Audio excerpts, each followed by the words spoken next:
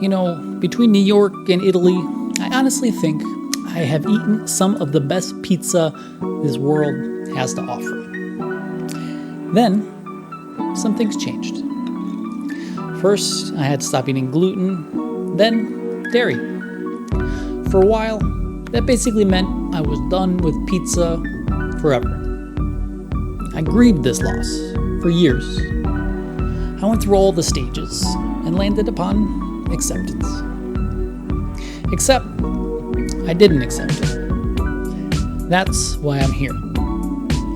Once I got over my hang-ups about what makes an authentic pie, I allowed myself to expand my horizons a bit. I landed on this recipe that I adapted from Gluten-Free Flour Power, my absolute favorite gluten-free cookbook. I'm a big fan of this recipe, but be forewarned, it's kind of ambitious.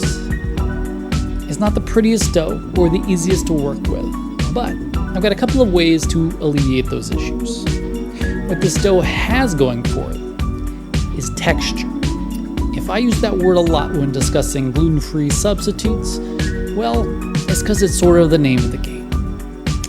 This dough results in just the right kind of chewy pizza crust.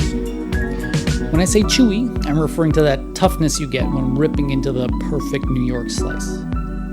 It's an uncommon texture in gluten-free foods, and it comes from a really cool technique. That technique is a Masa Harina puree.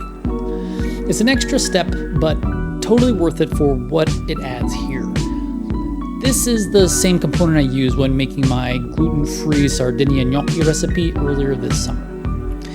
It's 5 parts water to 1 part Masa Harina whisked into a metal bowl. Then I put 2 inches of water at the bottom of a pressure cooker, adding a steam rack, and then placing that bowl on top. This gets cooked on high pressure for 20 minutes and refrigerated until cool. Okay, this is how the dough now all comes together. Combine your gluten-free flour blend, Masa Harina puree, yeast, water, coconut sugar, salt, and olive oil all together. Here, I use my trusty KitchenAid stand mixer to beat this into a cohesive dough. So then I cover it and leave it out at room temperature to rise for 24 hours. The next day, I refrigerate it for 4 hours or overnight. It can stay in the refrigerator for a few days for whenever you are ready to use it. The day that you are going to use it, take it out of the fridge for 2 to 3 hours beforehand. While you're waiting, preheat your oven as high as it will go, usually around 500 to 550 degrees, and set a pizza stone on the rack. If you don't have a pizza stone, try inverting your biggest cast iron pan and cooking on the bottom of it. Once your oven has preheated, give your pizza stone another 30 minutes so it's super hot. Now, it's time to assemble. Add a few spoonfuls of dough to a piece of parchment paper and spread it into a circle. Spread the dough thinly across the inside of the circle and leave it thicker at the crust. Next, you add your sauces and toppings. Cook for 5 to 7 minutes for a softer, chewier crust and 10 to 12 minutes for one that's firmer and crunchier. Here's the good of the bad. I like this dough because 1, it has a great flavor from a long developed yeasted rise. 2, it's got a great texture.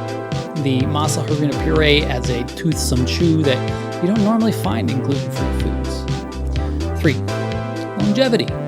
For as long as the dough can take to prepare, this stores really well in the fridge or the freezer, making it much more reasonable to whip up for a weekend meal. So, now the downsides. This dough requires some time and planning. Even though it stores really well, you've got to schedule this one a bit. You can't whip this one up on a Tuesday night. 2, it's not the prettiest looking crust.